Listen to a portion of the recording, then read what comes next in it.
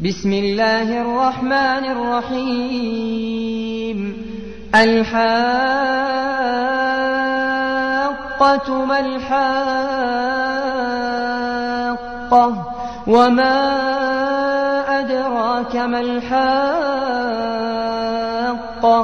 كذبت ثمود وعاد بالقارعة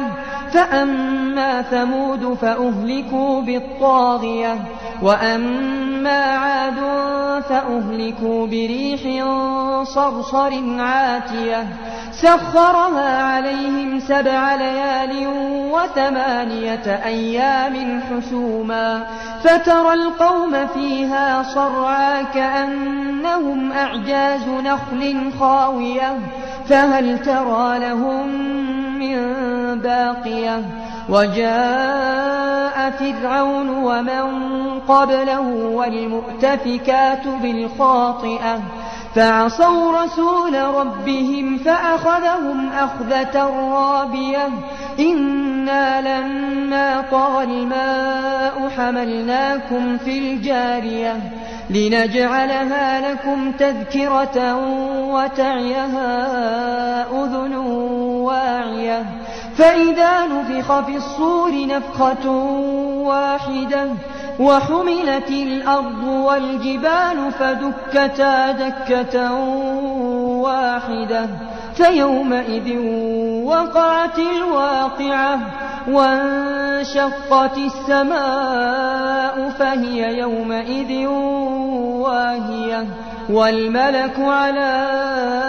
أرجائها ويحمل عرش ربك فوقهم يومئذ 8 يومئذ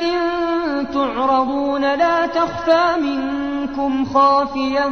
فأما من أوتي كتابه بيمينه فيقول هاؤم اقرءوا كتابيه إني ظننت أني ملاق حسابيه فهو في عيشة راضية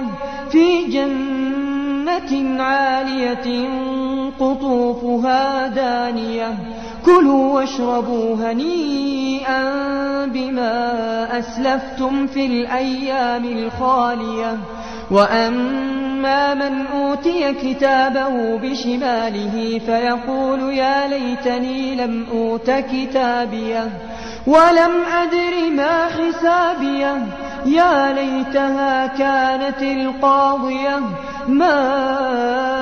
أغنى عني ماليه هلك عني سلطانيه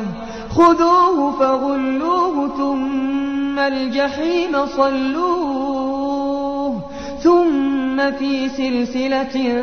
ذرعها 70 ذراعا فاسلكوه إنه كان لا يؤمن بالله العظيم ولا يحض على طعام المسكين فليس له اليوم هاهنا حميم ولا طعام إلا من غسلين لا يأكله